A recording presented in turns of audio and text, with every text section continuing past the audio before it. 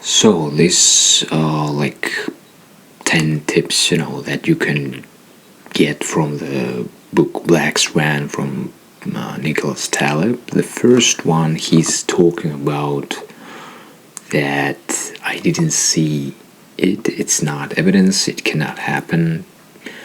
So in other words, Taleb, his opening punch is brutal. For example, he's saying like I had breakfast with O.J. Simpson and he didn't kill anyone. Is logically like the same vibe as like I slept on train tracks and I'm alive, and therefore it's safe. You feel like the stupidity instantly, yet we do the same thing in business every day. How it shows up in real life, like for example the company says we've never been hacked, or we have noticed a hack, or like worse, we got lucky.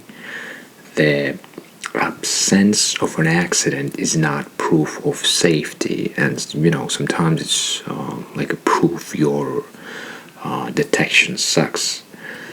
Another example could be like mid-sized e-commerce brands like runs without like a proper logging, no anomaly detection, just we know they get like a quiet credential, stuffing attack for like a 6 months, no alarms.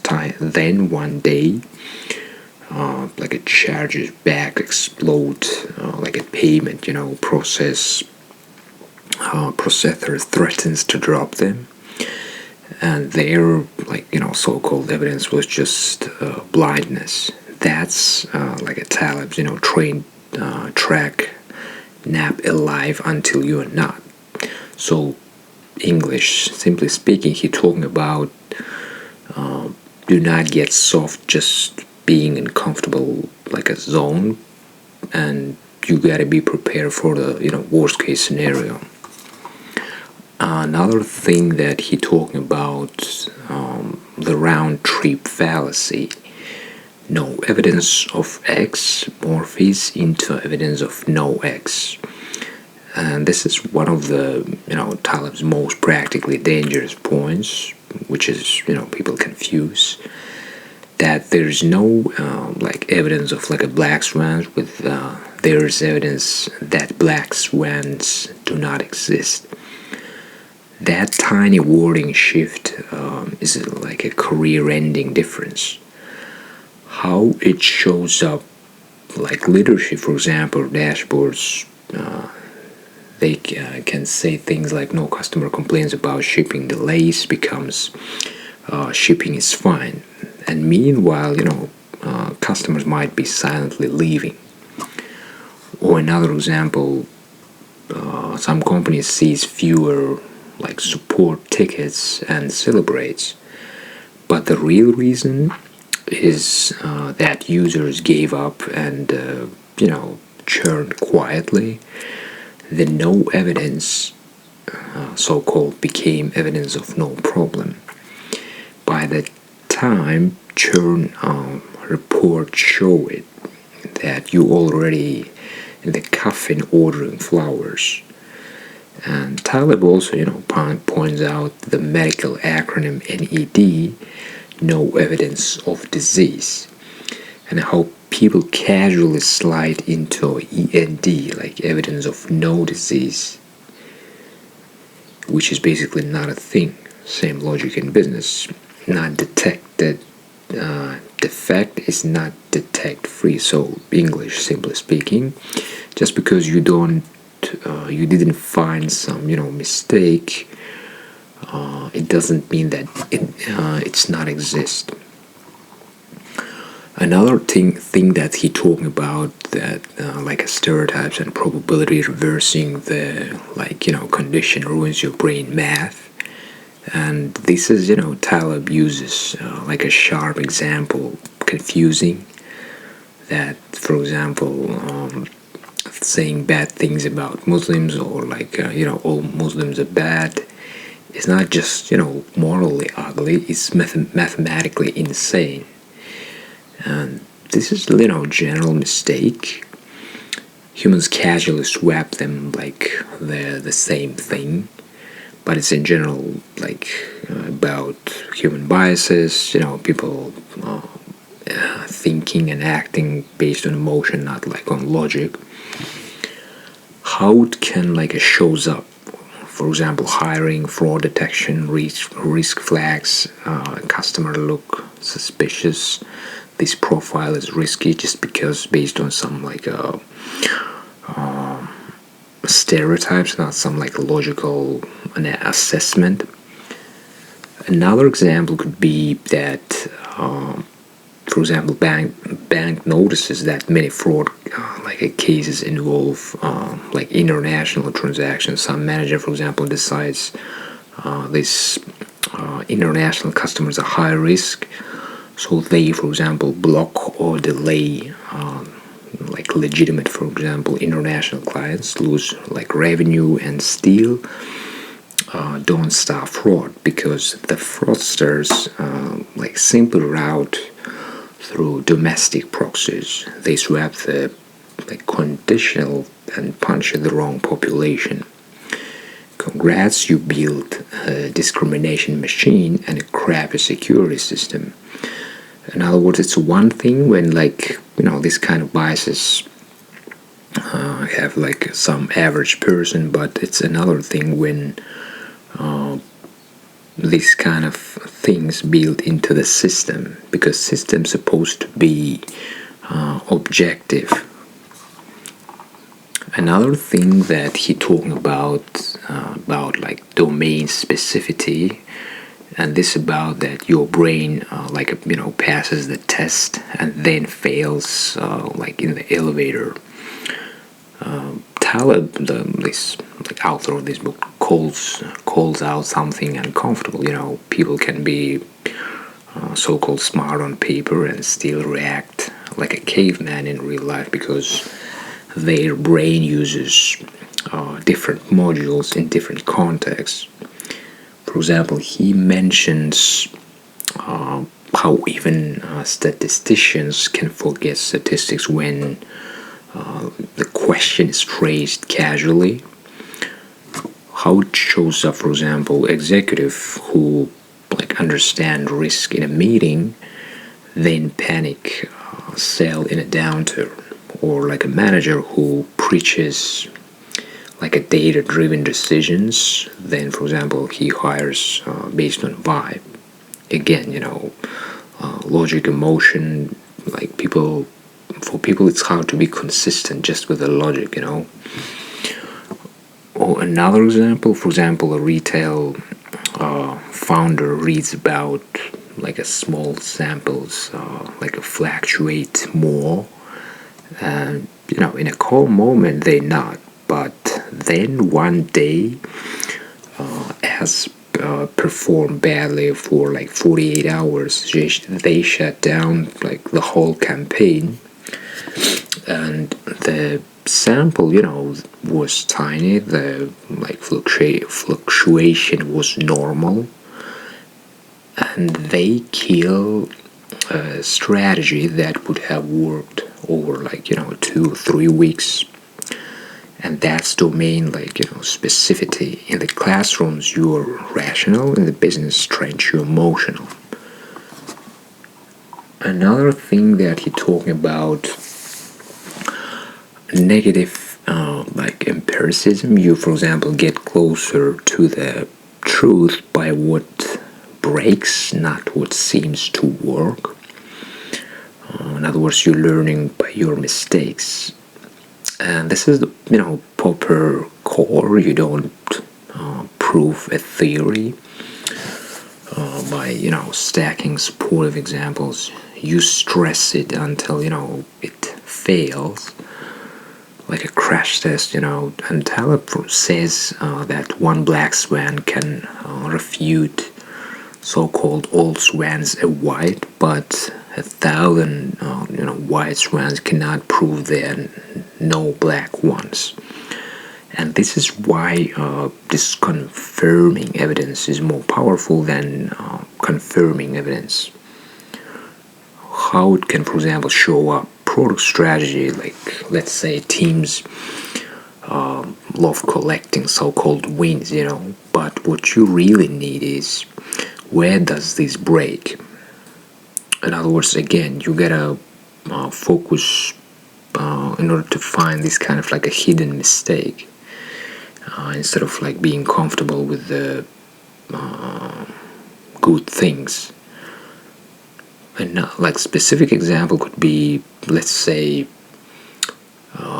a delivery startup, tests their system on normal days, and like everything works, and they, for example, confirm scalability, but then Black Friday hits, system collapses. Why? Because they never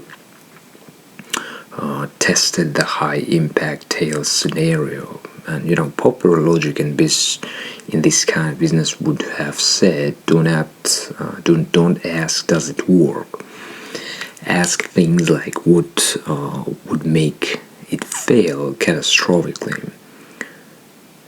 In other words, what could be like the limits, and this gives you more like better understanding about like its capabilities. Another thing that he talking about, Watson's 246 trap, that for example people like a test hypothesis to feel right, not to find the truth. It's again about like confirmation bias.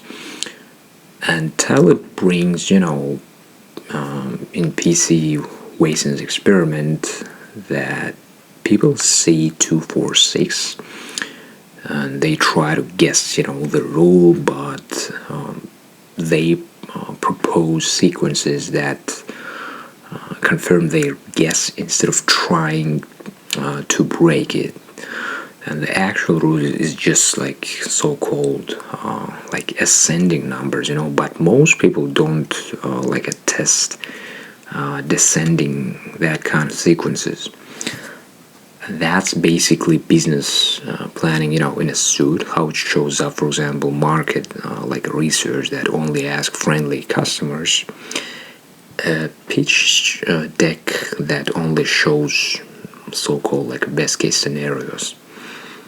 Or another example, founder, for example, believes that our customers buy because of like premium design, so they interview their top like fans who already love design, and confirmation achieved, but they never, for example, ask the brutal question, if the design were ugly, would you still buy it? Or like, for example, what would make you not buy? Then a competitor releases a cheaper, like ugly version and steals the market, because the actual rule was price to value, not like design worship. In other words, you gotta be more practical rather than constant, rather than perfecting constantly. It's better to release like early. And another thing that he talking about, Hempel's Raven paradox, that your brain loves fake confirmation, which is interesting. Taleb's red mini like a Cooper moment is hilarious and nasty. For example, if you think that seeing more white swans confirms no black swans, then by that logic, seeing a red Mini Cooper, a non-white non-swan, confirms it too. But that's the Hempel like a paradox vibe. And you gotta ask, like, what's the fucking point? Like, confirmation can be logically absurd, yet emotionally satisfying. But it can show up in this way. For example, people take irrelevant like a good news as a proof of their big belief is correct. Or another example, like a company believes that our brand is like unstoppable. They see like one influencer mentioning them, see momentum, but that influencer's mention might be like totally irrelevant to that kind of actual sales, retention, or like margins. And that's the red Mini Cooper. It feels like a validation, but it's not like connected to the claim that matters. What else? Another thing that he talking about, the left brain interpreter, for example, not for example, but that you a story factory even when you don't know why. And Taleb's, split brain section is pure nightmare fuel. When one like a hemisphere is induced to act, the other hemisphere will like invent a reason confidently, because the brain needs coherence. In other words, like we got two brains and they gotta be coordinated, like motivated with something in common. He also uses that a bird in the hand trick, that you miss the duplicate there because the brain out of feels the pattern.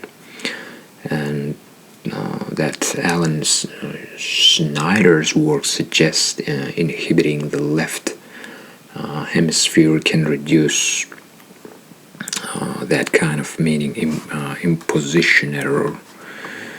And left brain, I guess it could be related with the logic, how it can shows up. For example, corporate post-mortems, where like everyone confidently explains what happened even when like they're guessing.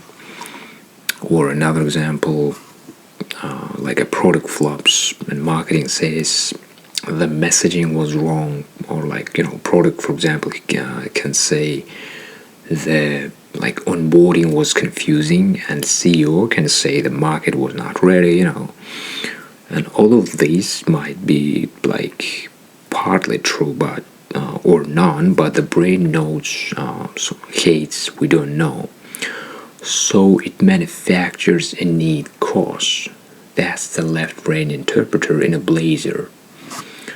In other words, logical interpretation when we miss some information. Okay, the next one, he talking about the dopamine patterns. Sometimes certainty is literally like a chemical mode. And Taleb, discusses dopamine and L-dopa, higher dopamine activity, that it can increase like a pattern detection and lower skepticism, because people become like more vulnerable to that kind of superstitions, fads, like a clear patterns in like a randomness, etc. And he even like mentions, this kind of like compulsive gambling as a documented side effect in a subset of patients. And like even if you don't care about the neuro details, the like a practical point is savage. Your confidence can be a state, not a fact.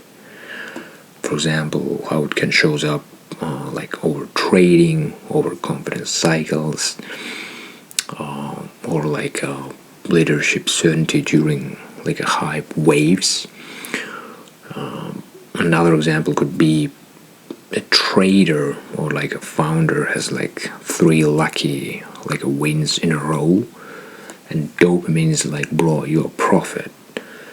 And in other words, getting so many luck kind of makes you blind, and you losing a little bit maybe too much critical thinking, which is not good, and you're becoming overconfident. So they, increase like a bet sizes, and like they stop hedging. They stop. They ignore this confirming data. The one tail event vibes them, and the pattern, was luck, and the confidence was a neural reward loop. So what else? Also, he's talking about the world expensive. The world is expensive to store, so we compress it. So-called like Andrei Nikolaevich's rule, and lose the black swan. And this is the breach from confirmation to like a narrative. And Taleb says that information is costly to obtain, store or retrieve. So we compress reality into patterns and like stories because they're easier to carry. Because it's easier to think in a black and white way, but the reality way more complex. And he links this to Kolmogorov complexity, the idea from Kolmogorov that randomness relates to how compressible is a sequence is. And here's the main meaning that the black swan is what gets like left out of simplification. In other words, black swan is the thing which we didn't simplify it. So how it can, for example, shows up every time, for example, you say here's what's going on, or like here's what's going on, you compressing, you explaining it like shortly, right? And that's not automatically bad, it's just like necessary, but it becomes deadly when, for example, you forget you are compressing. In other words, it is bad when you forgetting that you mention. It is bad when you're forgetting that you simplifying by reducing maybe like necessary shit, Or another example, like supply chain team, for example, summarizes like a risk that, like for example, our supplier is like a stable, or like that's compression. The truth is 10,000 details and single points of failure. Shipping routes, or like geopolitical exposure, financial fragility, dependency like on one factories, like one machine. And then one weird like event hits, like port strike, a niche like component, like a shortage, plus a regulation change, and the whole change freezes. And the so-called story was compact, but reality was not. So this was 10 tips from that, and let me know if it was helpful for you.